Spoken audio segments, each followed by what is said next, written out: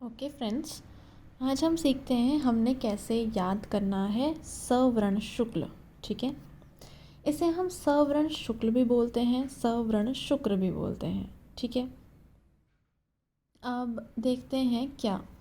सबसे पहली बात हमें जो याद रखनी है वो है कि सुश्रुत ने इसे रक्तज बोला है। ठीक है, और वाग्भट ने इसे पित्तज बोला हुआ है। ठीक है, तो हम ऐसे सुश्रुत वाला तो बड़े आसानी से याद कर सकते हैं कि जैसे जब सवर्ण यानी व्रण मतलब कुछ इंजरी होगी और उसके अंदर जब इंजरी होती है तो खून निकलता है, यानी कि रक्तज हो गया। ठीक है, उसके बाद हम इसमें क्या लिखेंगे, परिभाषा।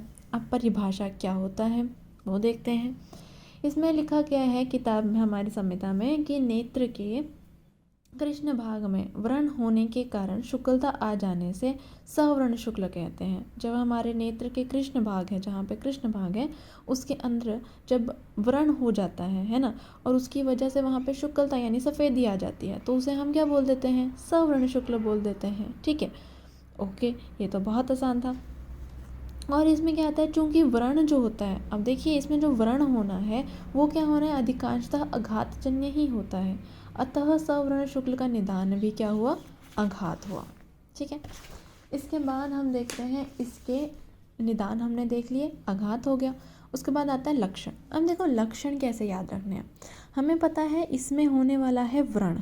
ठीक है, अब हमें ये याद रखना है कि ये व्रण होगा कहाँ। ठीक है, तो हमें पता है, ये हमने ये याद रख लेना है। यहाँ पे इसको हम थोड़ा सिंपल भाषा में याद करने की कोशिश करेंगे, इसी तरीके से हम श्लोक याद कर लेंगे कि व्रण होगा कहाँ। तो व्रण होगा कृष्ण भाग की गहराई में। ठीक है, तो यहाँ पे श्लोक में पहली लाइन आ जाती है, निमग्न रूपम ही भवेत कृष्णे, यानी कि गहराई में स्थित होता है। कहाँ, किसके, कृष्ण भाग के। ठीक है, अच्छा अब ये कैसा होगा, अब ये होगा कैसा, तो ये होगा सुई की तरह विदा हुआ। ठीक है, जैसे शुचियेव विदम प्रतिभाति यद्वे। ठीक है, तो ये सूची के द्वारा जैसे विदा हुआ हो उस तरह का होगा। ठीक है, अच्छा अब हम मान लो कोई व्रण है, हमने बोला कोई व्रण इंजरी हो रही है। ठीक है, वो कहाँ हो रही है, कृष्ण भाग की गहराई में हो रही है।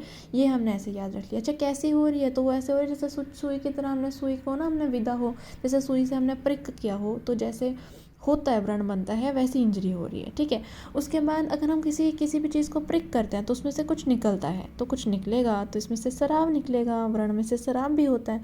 तो वो स्राव कैसा होगा, सवेद उष्णम। ठीक है, स्रावम स्रवेद उष्णम, यानी कि इसमें से उष्ण यानी कि गर्म आंसू या उष्ण जल जो है, अश्रु स्राव जो है वो निकलेगा। और अतीव रुख यानी कि बहुत ज़्यादा दर्द।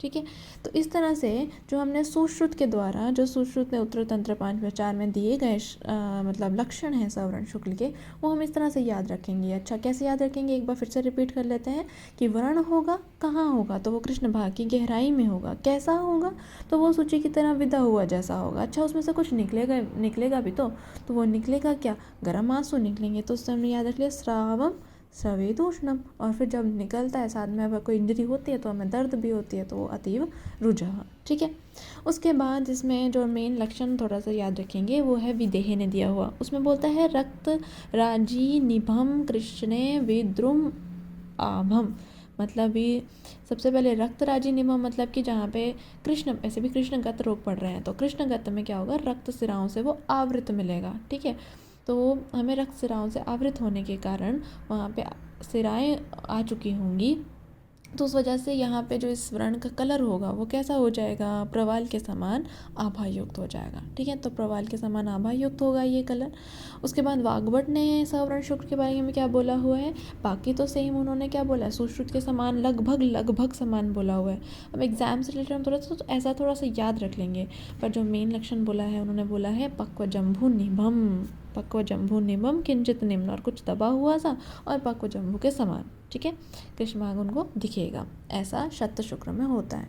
अब हमने ये भी देख लिया था कि सुश्रुत ने से सवर्ण शुक्र या शुक्ल बोला हुआ है, वाग्भट ने से शतज शुक्र या शुक्ल बोला हुआ है। ठीक है, तो इस तरह से हमने लक्षण देख लिए। साध्यता नेक्स्ट वीडियो में देखेंगे।